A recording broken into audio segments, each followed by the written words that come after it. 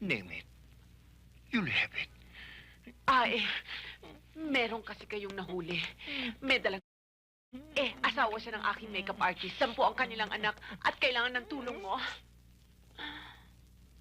Tulungan mo ako.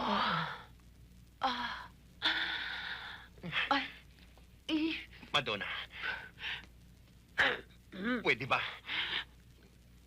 Humiling ka na lang ng ibang bagay. Huwag lang yun kasi... labag sa tungkulin ko yun eh. Kahit na ako ang kapalit.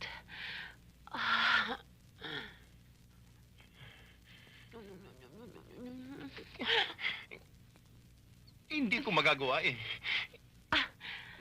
Ganon. O, sige. Bye! Bye!